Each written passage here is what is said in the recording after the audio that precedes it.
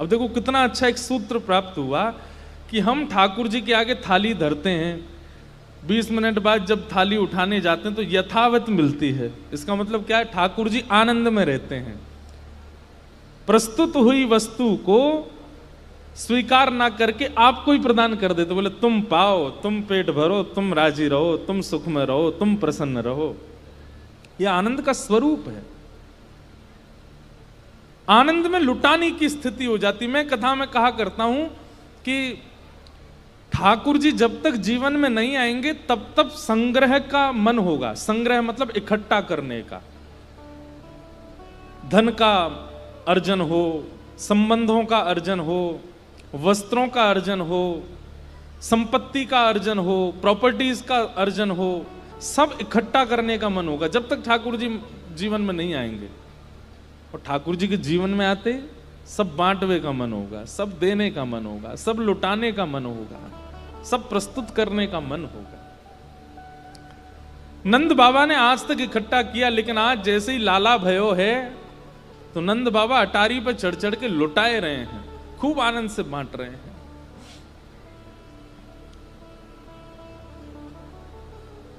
सबसे पहला काम क्या हुआ?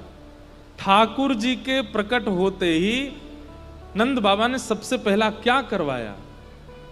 बोले बंधन बार बंधवा करके और चौक पुरवा करके और सबसे पहले ब्राह्मणों को बुला करके स्वस्ति वाचन करवाया। सबसे पहले ब्राह्मणों को प्रवेश करवाया नंद भवन में, और नंद भवन के द्वार पर जाकर के ब्राह्मणों ने लाला को आशीष दिया। ऐसा कह दें तो कोई अतिशयोक्ति नहीं, देवी देवता गंधर्व सब लाइन में खड़े हैं ठाकुर जी को देखने को, लेकिन सबसे पहले नंद बाबा ने विप्रों को बुलाया और विप्रों को दर्शन कराया।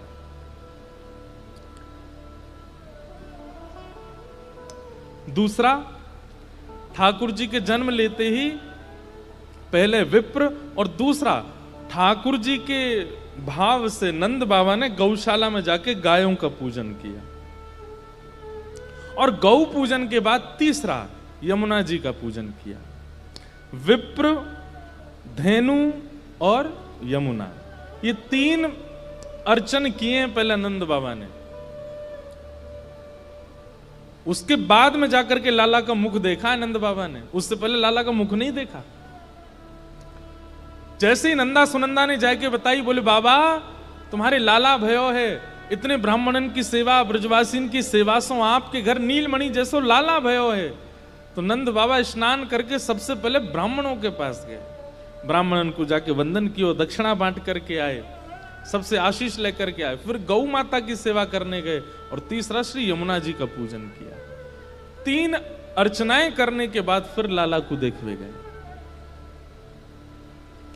ऐसे नंद बाबा, और लाला को मुख देखते ही नंद बाबा ऐसे आनंद में आए, ऐसे आनंद में आए कि अटारी पर चढ़ करके जो सामने आयो है वही को अपनी सामग्री लुटाने लगे। अभी नासिक में कथा थी वृंदावन रसोत्सव, पूरी कथा का नाम ही यही था।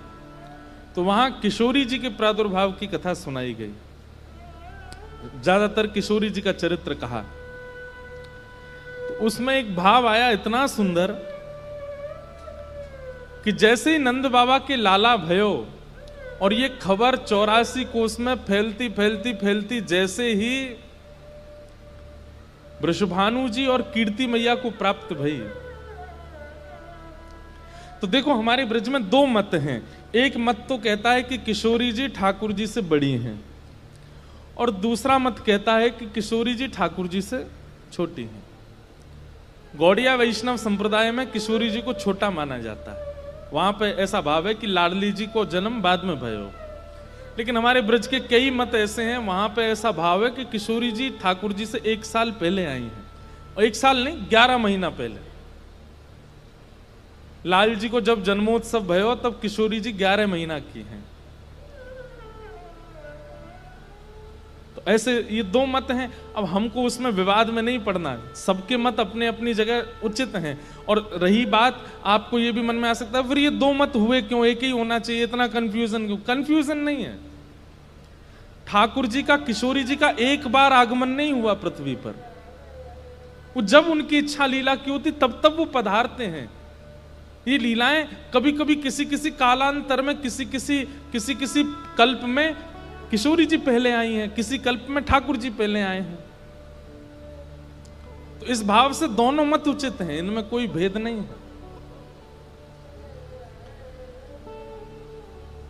तो जैसे ही वृषभानु जी को पता चली कि लाला भयो है, अब यहां हम इस मत से सुनेंगे कि अभी किशोरी जी को जन्म नहीं भयो है,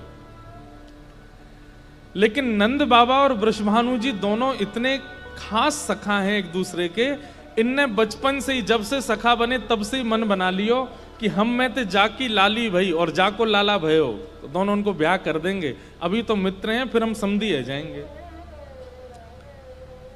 जैसे ही सुनी कि नंद भवन में लाला भयो है, वृषभानु जी के नेत्र सजल हो गए, प्रेम में भर गए श्री वृषभानु जी।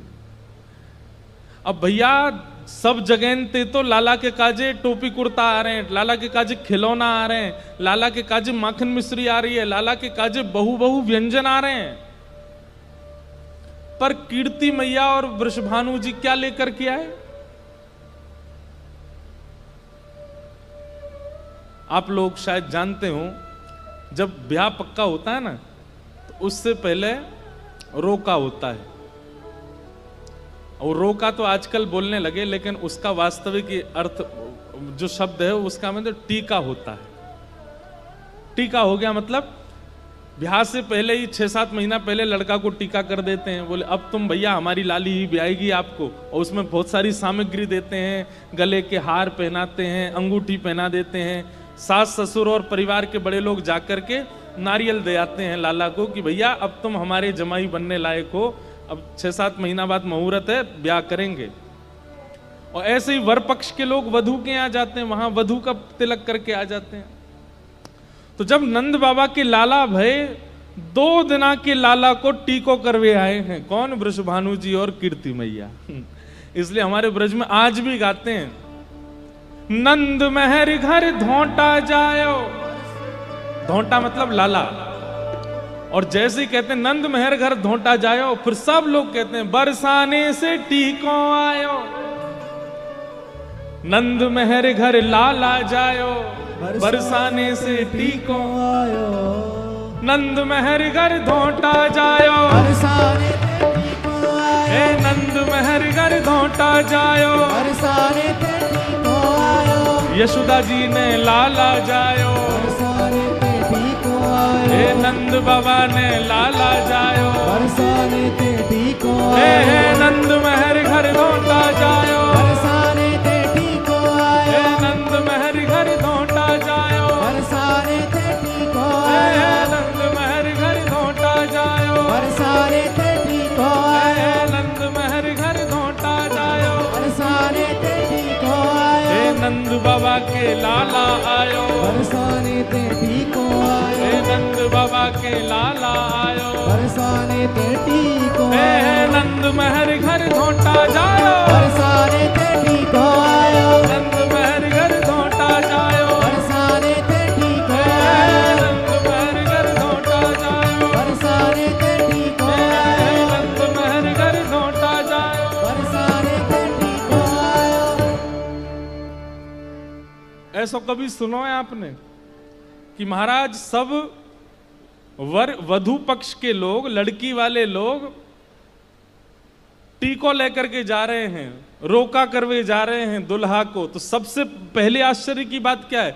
सबसे पहले आश्चर्य की बात तो यह कि दुल्हा राजा 2 ही दिन के हैं, अभी 2 दिन पहले जन्म भयो है। और दूसरे आश्चर्य की बात क्या? बोले दूसरे आश्चर्य की बात कि लाली को जन्म ही ना है भयो अभी तक। वहां से पहले तो टीको है गो ठाकुर जी को। आप सोचो आनंद की स्थिति क्या रही होगी।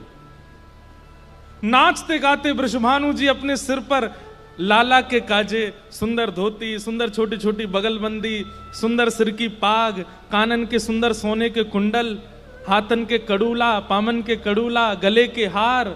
नाचते गाते भाई कीर्ति मैया और वृषभानु जी आ रहे हैं और सब गाते आ रहे हैं, नंद मेहरगर धोंटा जायो, बरसाने से टीको आयो। नंद बाबा ने देखी, बोली जी का है रो भैया, बोले टीको आयो आपके लाला। अरे आपके लाला को संबंध आ गयो है ते ही रिश्ते वाले आ गए। नंद बाबा भी ऊपर ऊपर नाच रहे, नंद मेहरगर धोंटा जायो, बरसाने से टीको आयो। दौड़े दौड़े गए, अरी मेहर अरी यशोदा देख तो कायरो भार। यशोदा जी की गोद में छोटे से लाला 2 दिन आके कहा भयो। बोले अरे बरसाने के वृषभानु जी लाला को संबंध लेके आए हैं, टीको करवे आए हैं। यशोदा मैया बोली ये कैसी बात सुना रहे। बोले हम बे बाहर देख ले, सब नाच रहे हैं गा रहे हैं। यशोदा मैया बोली वो सब बात तो ठीक है, लेकिन वृषभानु जी के तो अभी लाली ना भाई, संबंध कैसे लिया है। नंद बाबा बोले जे तो मैनू नहीं सोची, मैं वैसे ही नाच तो आ रहा हूं भारते। सब लोगन को जाए करके नंद बाबा बोले अरे भैया तुम नाच काय क्यों रहे हो। बोले अरे लाला को संबंध तो आयो, पर इनकी छोरी तो है ही ना अभी तक। और जो जो सुन तो जाए वही आश्चर्य करो। बोले हाँ बात तो सही है, अभी तो लाली तो वही ना है। नंद बाबा बेचारे प्रसन्न है। इतने में ही वृषभानु जी नाचते नाचते आए और आकर के सबरी सामग्री धर के नंद बाबा को हृदय से लगाए। नंद बाबा ने भी खूब प्रेम दियो, प्रेम आश्रु भरे आए वृषभानु जी के नेत्रन में। नंद बाबा बोले भैया एक बात हमारी सुनोगे। बोले हाँ। देखो संकोच मत करियो, हम तो बहुत प्रसन्न हैं कि आप ये सब सामग्री लेके आयो, टीको लेके आयो, इतना आनंद उत्सव करते आयो, लेकिन मन में एक संकोच है रोए। नंद वृषभानु जी बोले कहा। बोले अभी तक लाली तो भई ना है, आप ब्याह को संबंध कैसे लिया है। वृषभानु जी प्रसन्न है गए और प्रसन्न है करके नंद बाबा ते कहा बोले। बोले हे नंद बाबा, कई बार कई कार्य को अगर प्रारंभ कर दिया जाए ना, तो वह प्रारंभ की पूर्णता में देवता भी सहायक बन जाएं। बोले मैं समझो ना। बोले आज लाला को टीको कर जाएंगे, आज लाला को अपने जमाई के रूप में हम तिलक करके चले जाएंगे, तो फिर विधाता को हमें लाली देनी ही पड़ेगी, और फिर लाली आवेगी आवेगी। ये हमारे आज टीको करके जाएंगे। टीको आज या हमारे कर जा रहे हैं कि भैया, या टीको को जब देवता देखेंगे तो उनके मन में आवे कि भैया इतने उत्साह थे, ये 2 दिना के लाला कोई टीको कर गए हैं, तो इनको लाली दे दो, इनके यहाँ लाली पहुंचाए दो, या हमारे लाला को टीको करवे आए। सोचो, रत्न सिंहासन पर लेकर के यशोदा मैया नेक्से से लाला को बैठी हैं, और श्री वृषभानु जी और कीर्ति मैया चरण धो रहे हैं लाला के, 2 दिना के लाला के, और चरण धो के वहां पर टीको लगा रहे हैं, बलैया ले रहे हैं। जय हो जमाई राजा, जल्दी ते बड़े है जाओ, प्रार्थना करो जल्दी ते लाली बहू रानी भी आ जाए, वही तो ब्याह होए तुम्हारो। ये दृश्य देख करके सब नंदगांव के लोगों के नेत्रों में आंसू आ गए। बोले ये कैसो अद्भुत, ऐसो ना कभी पहले सुनो है और ना कभी आगे होएगो, ये तो केवल कृष्ण जन्म में भयो है, कि ठाकुर जी के जन्म हेतु ही ब्याह पक्को होएगो है। इतनी लीलाएं हैं हमारे यहाँ ब्रज में ठाकुर जी के प्राकट्य की, किशोरी जी के प्राकट्य की, कहां तक उसका वर्णन करें। तो ये भाव दोनों पक्ष में चलेगा। अगर किशोरी जी नहीं भई हैं तो भी, और किशोरी जी है चुकी हैं तो भी। अगर किशोरी जी को जन्म है चुका है तो वृषभानु जी कीर्ति मैया टीको लेकर के आए। बोले हमारी लाली 11 महीना की, भाई तो ब्याह होएगो लाला को, या को टीको कर जा रहे हैं अभी। ठाकुर जी को टीको भयो है। सब ब्रजवासी आनंद में गा रहे हैं, झूम रहे हैं, उत्सव मना रहे हैं। ठाकुर जी बड़े आनंद में। छठी उत्सव है रो ठाकुर जी को 6 दिना के लाला है गए, और जैसे ही ठाकुर जी 6 दिना के भये, पूतना नाम की राक्षसी आई, और वह पूतना नाम की राक्षसी अपने पयोधर में विष लगा के आई। हम अपनी कथा में एक बात कहा करते हैं कि भक्ति मार्ग में जब आप प्रवेश करेंगे और भक्ति पथ पर जब आप चलने लगेंगे, तो सबसे पहली बाधाएं तो हर मार्ग में आती हैं, भक्ति मार्ग में भी आती हैं। पर भक्ति मार्ग में यदि आप निपुणता से, विश्वास के साथ अगर चलने लग जाते हैं तो बाधाएं तो आती हैं परंतु आपका कुछ बिगाड़ नहीं पाती। काम, क्रोध, मोह, ईर्ष्या, द्वेष, ये सारी बाधाएं तो बहुत बाद में आती हैं। भक्ति मार्ग में सबसे पहली बाधा आती है अविद्या। अविद्या का मतलब क्या है? अज्ञान। और ये अविद्या, अज्ञान कई रूपों में आ जाता है। अविद्या अज्ञान का पहला रूप क्या है?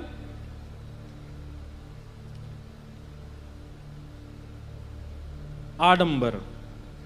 क्या है? आडंबर।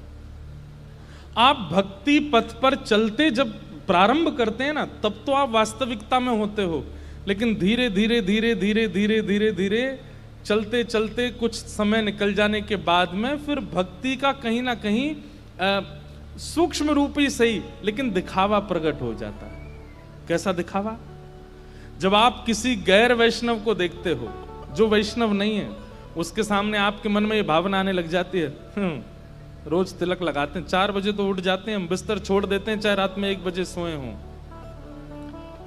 रात को चाहे कितना विलंब हो जाए 10 बजे तक तो महाराज जी कथा करते हैं, उसके बाद हम लोग प्रसाद पाते हैं, घर जाते हैं, 12 बज जाते हैं, सोते सोते रील देखते हैं, 1-2 बज जाते हैं, लेकिन 4 बजे उठ जाते हैं सुबह।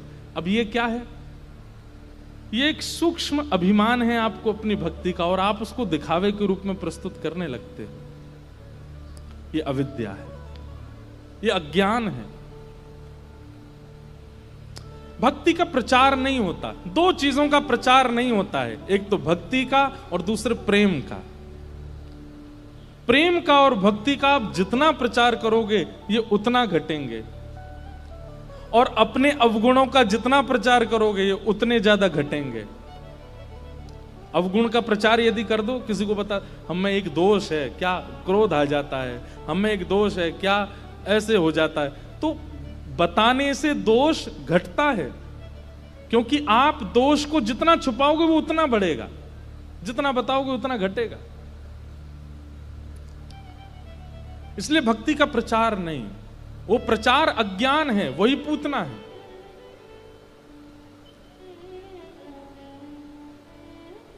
अविद्या का दूसरा नाम क्या है? आकर्षण।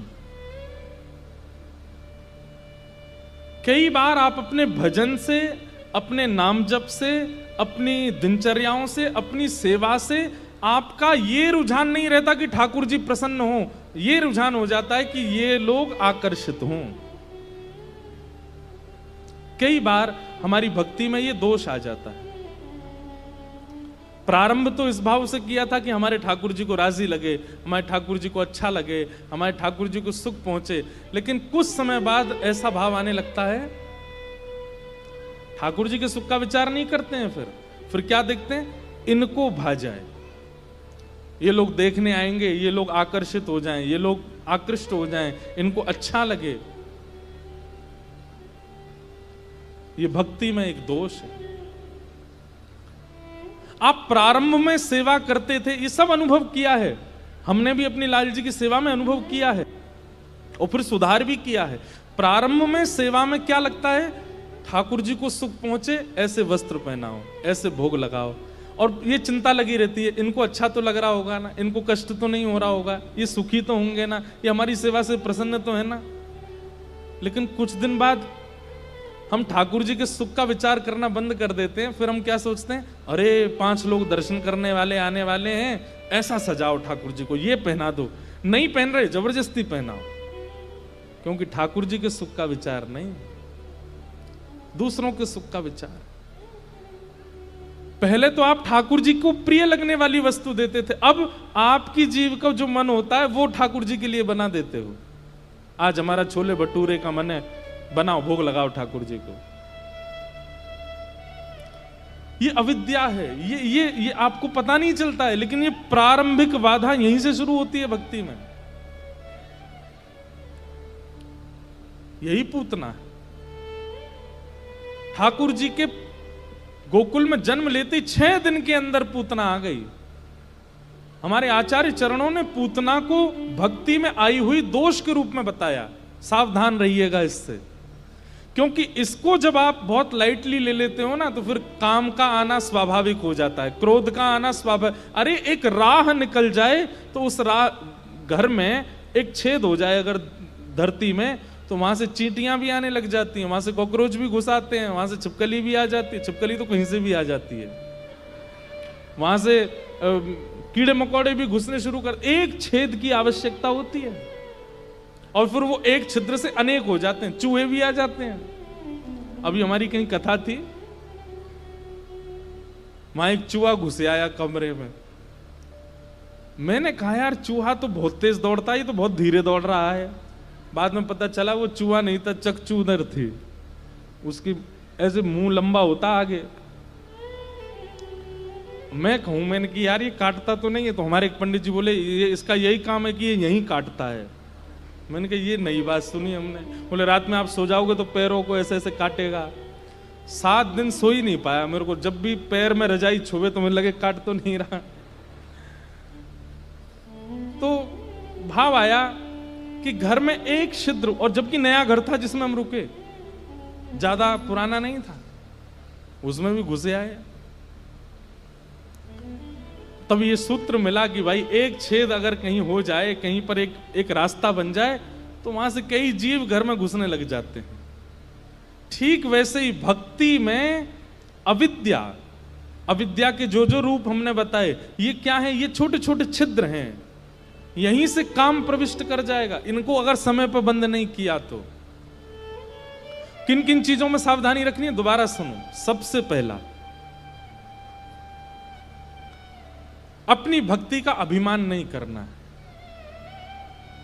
अपनी भक्ति में गर्विष्ठता नहीं लानी है कि हम तो तिलक लगाते हैं, हम तो कंठी पहनते हैं, हम तो धोती पहनते हैं, हम तो कथा सुनते हैं, ये क्या, ये तो ऐसे ही है, ऐसा नहीं।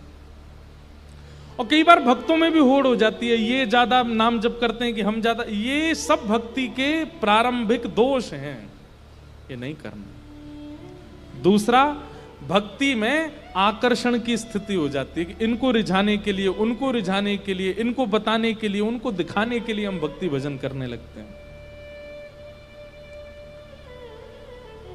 और तीसरा दोष, अपनी वास्तविकताओं को छुपाने लग जाते हैं और जो वास्तविकता नहीं है वो प्रदर्शन दिखाने लग जाते हैं। वास्तविकता में तो हम बहुत क्रोधी हैं, पर दुनिया के सामने बहुत सरल सीधा स्वभाव है इनका, ये तो बहुत सीधे, हंसते ही रहते हैं बेचारे, कुछ नहीं बोलते कभी भी। घर वाले कहते हैं अंदर की कौन जाने, थालियों को पटकते रहते हैं, इतना आवाज करते हैं, चिल्लाते हैं। अति भक्ति चोरे लक्षण, हैं कुछ पर दिखाते कुछ, ये भी पूतना का स्वरूप है, अविद्या है। इन सबसे सावधान रहिएगा। 6 दिन के ठाकुर जी हुए, पूतना आई, और जैसी पूतना आई रूप बदल करके आई, परम सुंदरी बन करके आई। पूतना के रूप को देख करके सब ब्रजवासी कहने लगे, ओ भैया ये तो साक्षात लक्ष्मी आई लगे। उसके रूप और उसके वस्त्रों को देख करके यशोदा मैया को भी विश्वास हो गया कि कोई अच्छे घर की होगी, और मैया ने बिना कुछ पूछे अपने लाला गोद में दे दिए।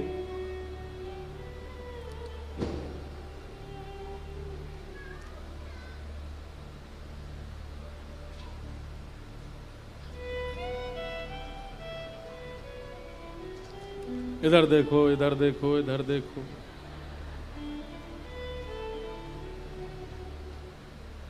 आज तो गिरिराज जी उठाने ही पड़ेंगे, लाला है।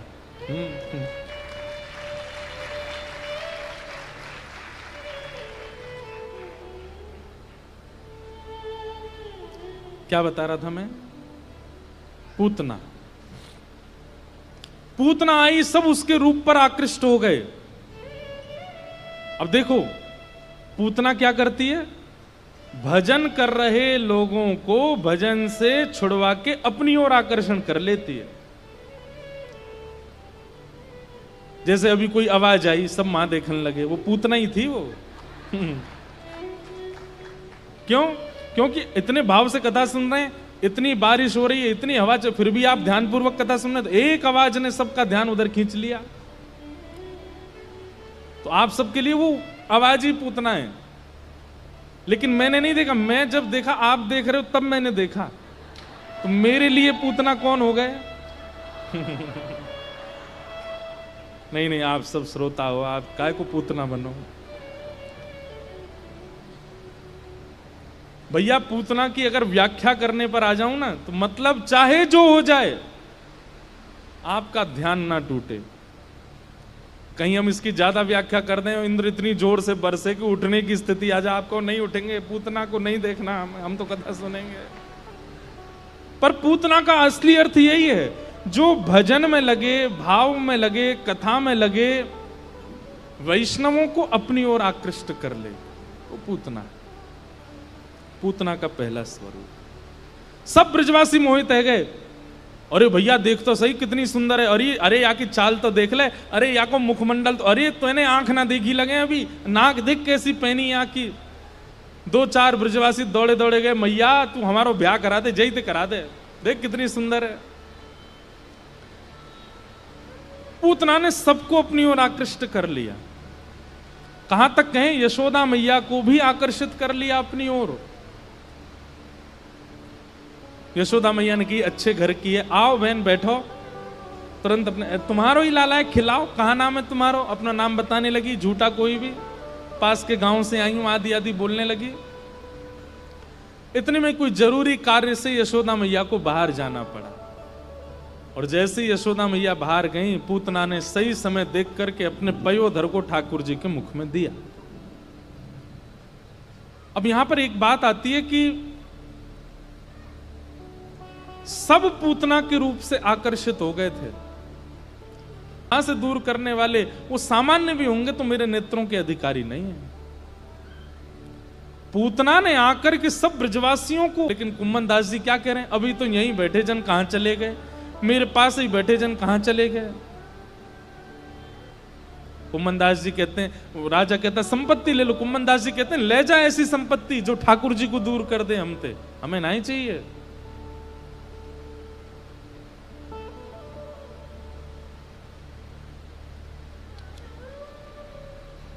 एक बात बताएं,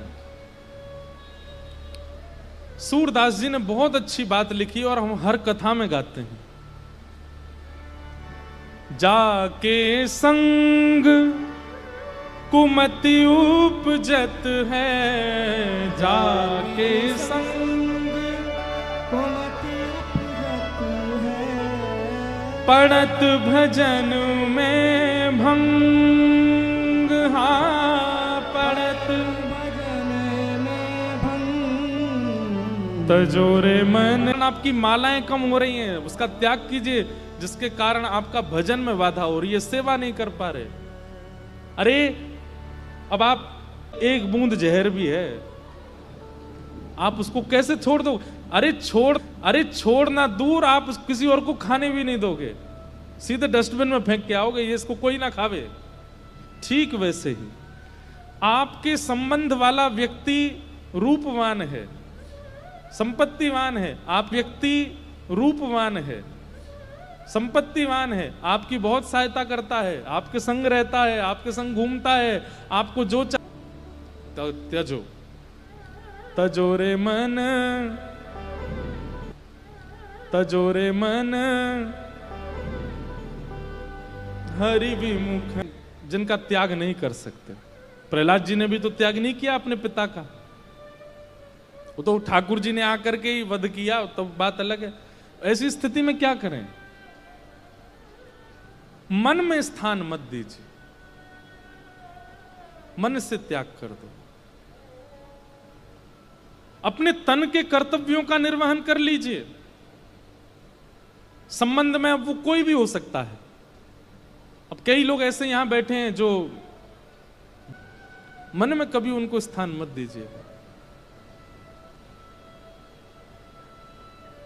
तजोरे मन हरि विमुखन को संग, जाके संग कुमति उपजत है, पड़त भजन में भंग। तजोरे मन हरि विमुख। और सबसे बड़ी बात, वो भले ही दोषी है, वो भले ही क्रोधी है, वो भले ही जैसा भी है, जिसके भी बारे में आप सोच रहे हैं, उसके अवगुणों से भजन पर प्रभाव नहीं पड़ा हो तो त्याग नहीं करना है। लेकिन आपके भजन में बाधा आ रही है, आपकी कथा में बाधा आ रही है, आपके धाम में बाधा आ रही है, आपके गुरु निष्ठा में बाधा आ रही है, त्यागिए उसको, वो आवश्यक नहीं है। और कई बार ना त्याग से ही ठाकुर अपनी नींदें छोड़ देते हैं, अपने भोजन की व्यवस्था बदल देते हैं। क्यों? बच्चों को जैसा अच्छा लगे वैसे हम रहेंगे। इधर देखो, बच्चों को जैसे अच्छा लगे वैसे हम रहेंगे। कई माता पिताओं को रात में गहरी नींद में सोने की आदत है, लेकिन बालक जब हो जाते हैं रात में रोने वाले, बेचारे रात रात भर जगते हैं, उसको सुलाते हैं, उसकी सेवा करते हैं, उसको दिक्कत नहीं हो ऐसा ध्यान रखते हैं। कई बार बालक बड़े हो जाते हैं, भोजन नहीं करते, तो बिना मिर्च का नमक का भोजन पिताजी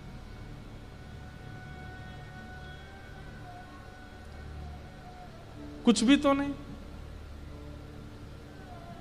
आज भी एक प्रश्न मुझे आया कि मॉडर्न लाइफ को, भक्ति लाइफ को कैसे मैनेज करें, क्यों करना है?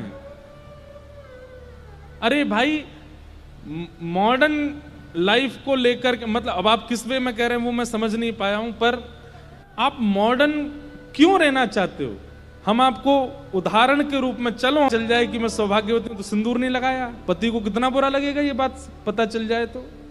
ऐसे ठाकुर जी को कितना कष्ट होता होगा कि जब आप लोग किसी सभा में जाने के लिए अपने भक्ति भेष का त्याग कर देते हो,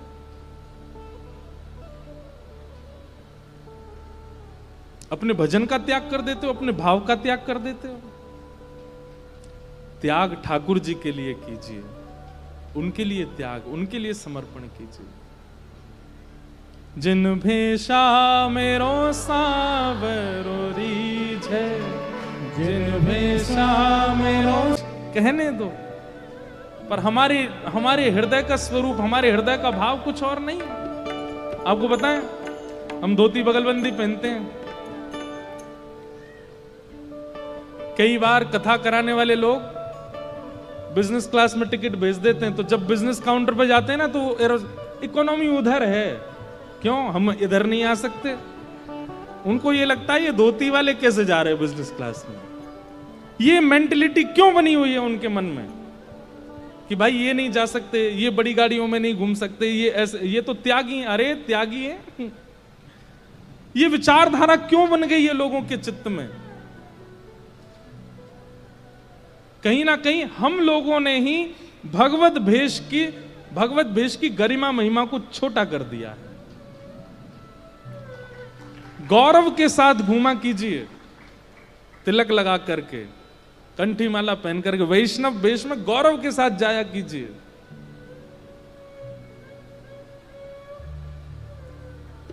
अब तो लोग पहचानने लगे तो कहीं पे ऐसी दिक्कत नहीं होती, पहले बहुत होती थी जब लोग जानते नहीं थे ना, तब तो वैष्णव वेश धारण करने में। नित्य तिलक लगाया कीजिए, नित्य वैष्णव वेश में रहा कीजिए, भाई लोग धोती पहना कीजिए।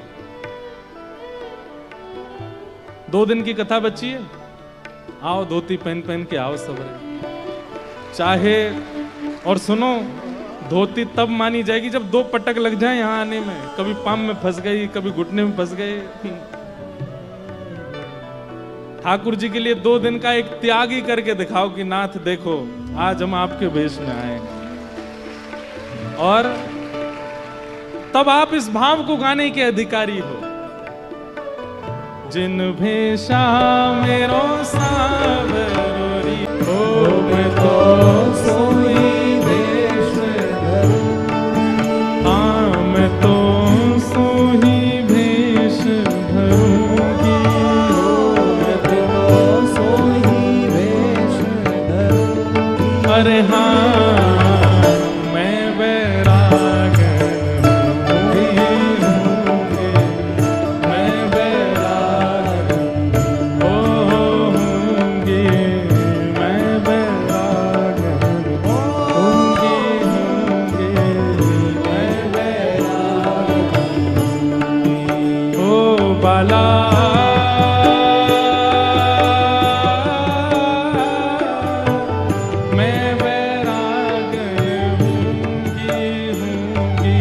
सिचुएशन नॉर्मल से अब नॉर्मल हो तो समझो ठाकुर जी आए हैं कथा में। तो ये जब जब पद प्रकट हुआ है यहाँ उल्लासनगर के बसंत शाह दरबार में, तब तब कुछ अबनॉर्मल ही रहा है। इसका मतलब है ठाकुर जी उपस्थित हैं। जिन भेषा मेरो सावरो रीझ, जिन भेषा मेरो सावरो रीझ, जिन भेषा राधा रमण जूरीझ, जिन भेषा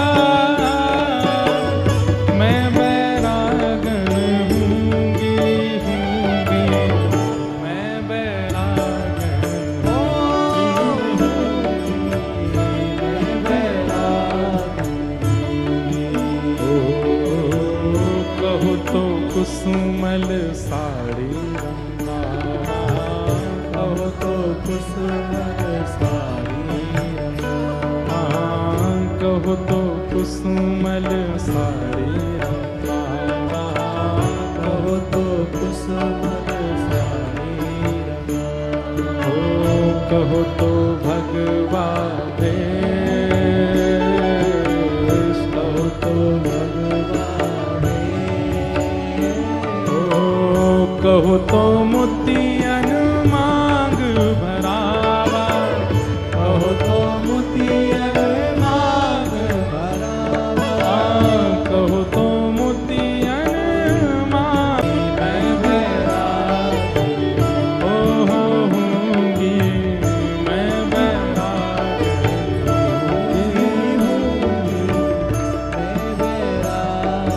बोलो वृंदावन बिहारी लाल की।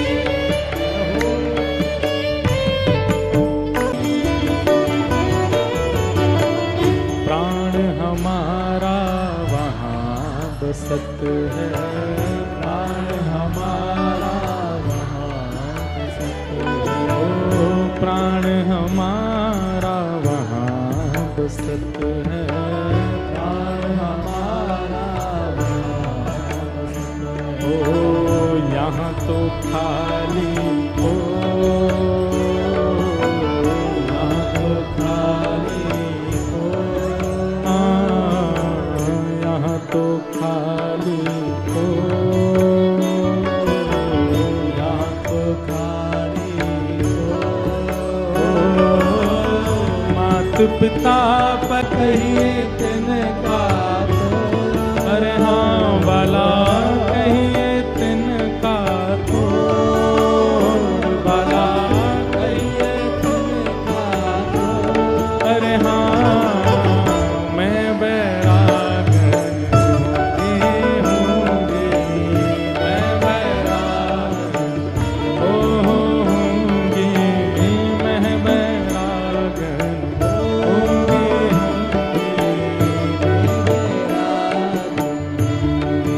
ओ बाला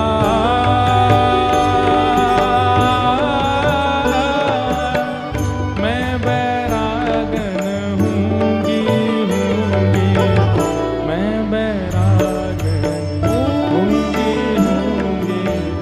मैं बैरागन होंगी, मैं बैरागन होंगी,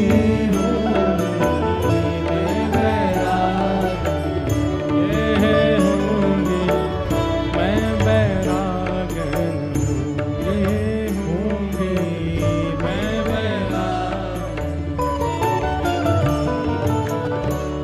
बोलो गिरधर लाल प्यारे की जय। तो भेष धारण करने में लज्जा नहीं करनी है। तजोरे मन हरि विमुखन को संग, जाके संग कुमति उपजत है, पड़त भजन में भंग। कि वो अपने वास्तविक रूप में नहीं आई है, बहलूपिया रूप धारण करके आई है, सुंदरी बन के आई है, आकर्षण करने वाली जानबूझ के बन के आई है नहीं है वो। इसलिए ठाकुर जी ने उसको नहीं देखा। दो दोष हैं पूतना में। पहला, वास्तविक रूप को छुपा रही है और दूसरा सबके भजन को छुड़वा रही है। ये दो चीज कभी मत कीजिएगा। अगर ठाकुर जी के नेत्रों के अधिकारी बनना चाहते हैं तो भगवान ने जैसी उसके पयोधर का पान किया, विष को पिया, रस तत्वों को पिया, दुग्ध को पिया, प्राणी समम रोष समन्वितो पिबत, जैसे ही ठाकुर जी ने उसके प्राण पीने प्रारंभ किए, गाणम कराभ्याम भगवान प्रपीड्यत प्राणै समम रोष समन्वितो पिबत, सा मुंच मुंचाल मित प्रभाषिणी निष्पीड्यमाना खिल जीव वर्मणि। ठाकुर जी ने जैसे प्राण पीने प्रारंभ किए, चिल्लाने लगी पूतना, सा मुंच मुंच, मुझे छोड़ो छोड़ो छोड़ो, और अपने वास्तविक रूप में प्रकट हो गई। जब राक्षसी बनी, ठाकुर जी ने उसके प्राणों का हरण कर लिया और पूतना का वध कर दिया। बोलो पूतना मर्दन भगवान की। भगवान पूतना का वध करते हैं। सब ब्रजवासी ठाकुर जी को लेकर के गौशाला जाते हैं और वहां जाकर के ठाकुर जी का गौमूत्र से स्नान कराते हैं, गौपुच्छ से झाड़ा लगाते हैं। बंधुओं, गैया पशु नहीं है। अभी आगे लीला में एक जगह आता है, ठाकुर जी जब नेक बड़े है गए तो मैया से जिद करने लगे, मैया मैं गैया चरावे जाऊंगा। मैया बोली, लाला तू नेक सो गैया इतनी बड़ी बड़ी पामन के बीच में आ जाएगो, पता नहीं चलेगी कहां चलोगो, 9 लाख गैया हैं। ना मैया मैं तो गैया चरावे जाऊंगा। इतने रोए इतने रोए। बहुत सुंदर लीला है गौचारण लीला भी। तो कहते हैं कि ठाकुर जी का रोना शुरू हुआ तो नंद बाबा आ गए। नंद बाबा ने आके की, अरे मेहर जी काय को रो है, देखो ना जिद कर रहा हो गैया चरावे जाऊंगो। नंद बाबा बछियाओं के संग ठाकुर जी, अब 9 लाख गैया तो बछड़ा बछिया कितने होंगे? 9 लाख तो कन्फर्म है। अब एक गैया के 2-2 3-3 बालक भी हैं। ठाकुर जी 12-13 लाख बछड़ा बछिया ने चरावे जावे।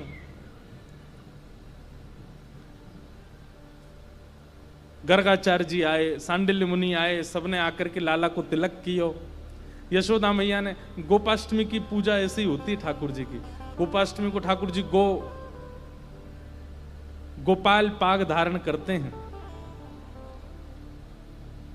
बहुत सुंदर लगते हैं। उसमें ऐसे 2 सींग निकल जाते हैं, यहां से 2 ऐसे नीचे आ जाते हैं। ठाकुर जी फिर जाते हैं गैया चराने।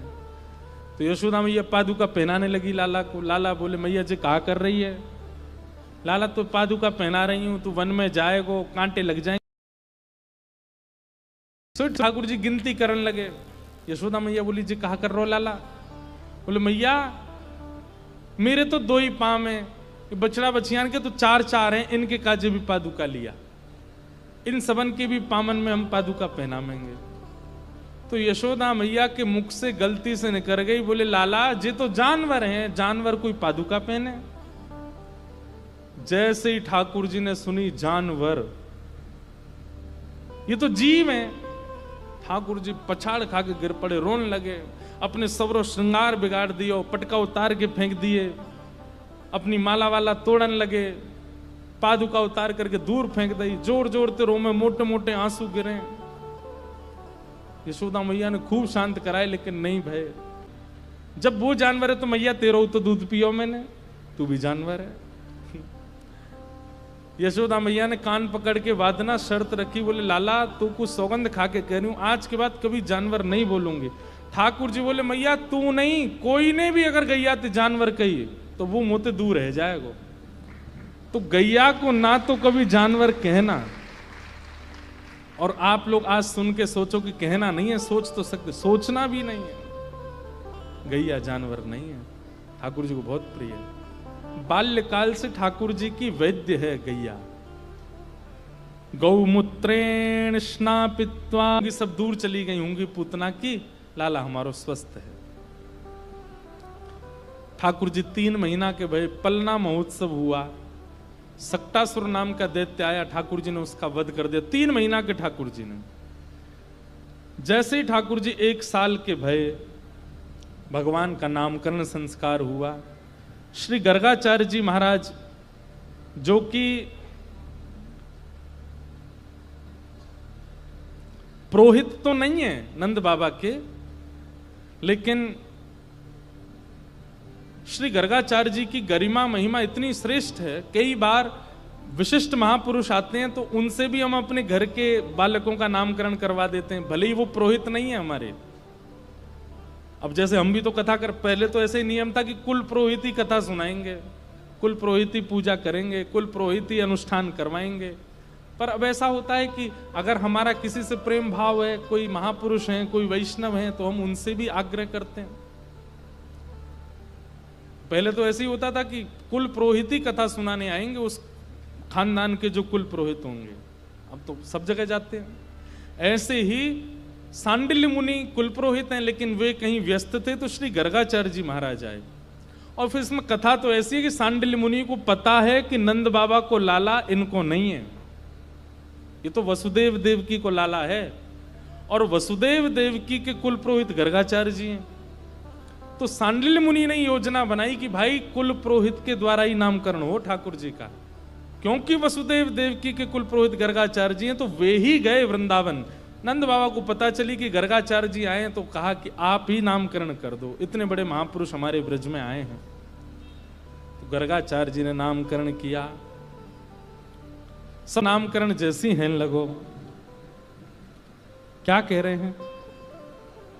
आसन वर्णास्त्रयो यास्य गुह्यतो नुयुगम तनु शुक्ले रक्तस्तथा पीत इदानीम कृष्णताम गतः। ये छोटा लाला आपका कभी रक्त वर्ण का, कभी श्वेत वर्ण का, कभी पीत वर्ण का हुआ है, इस बार ये कृष्ण वर्ण का है, इसलिए इसका नाम हम कृष्ण रखते हैं। और ठाकुर जी का नाम कृष्ण रखा गया। बोलो बाल कृष्ण लाल की। आहा।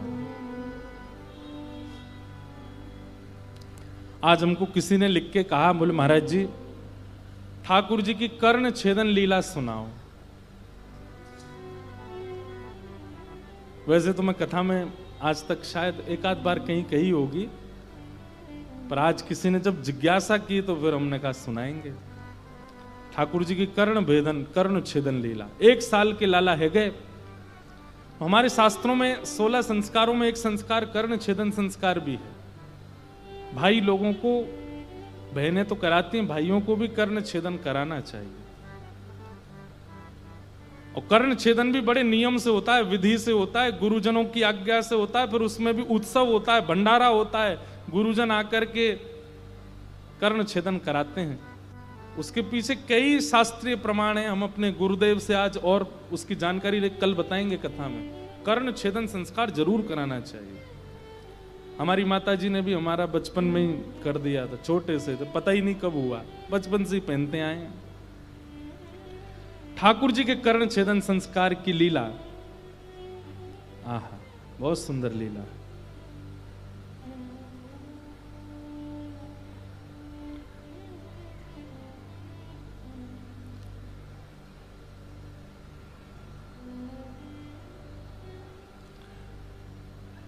आयो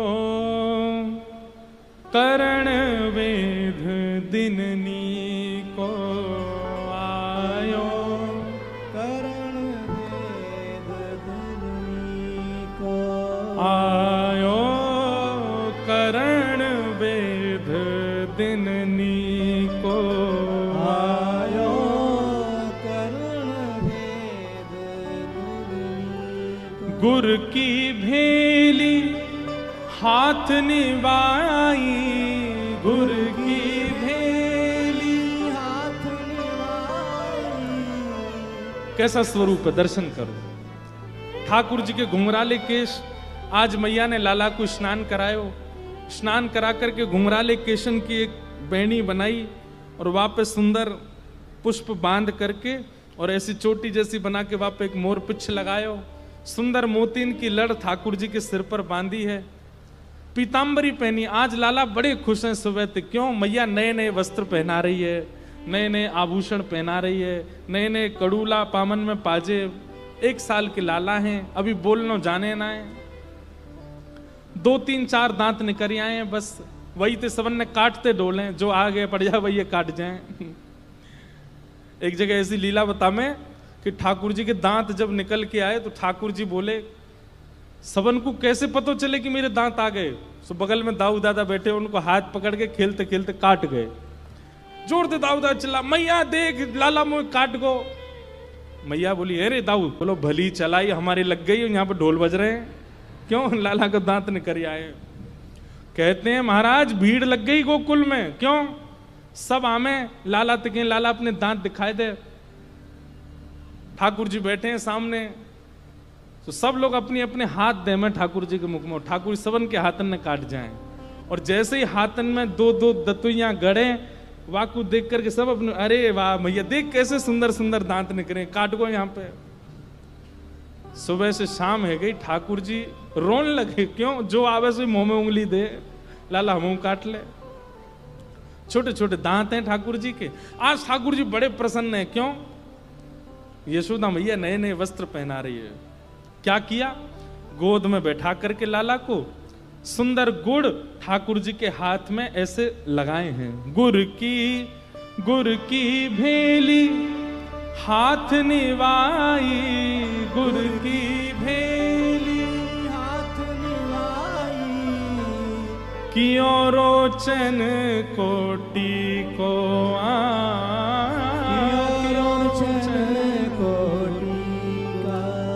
आयो करण वेद दिननी को, आयो करण भेद दिननी को। गुरु शशि नक्षत्र बार बल पहुँचे, गुरु शशि नक्षत्र दिन मन अति सुखदाई, आयो दिन मणि अति सुखदाई।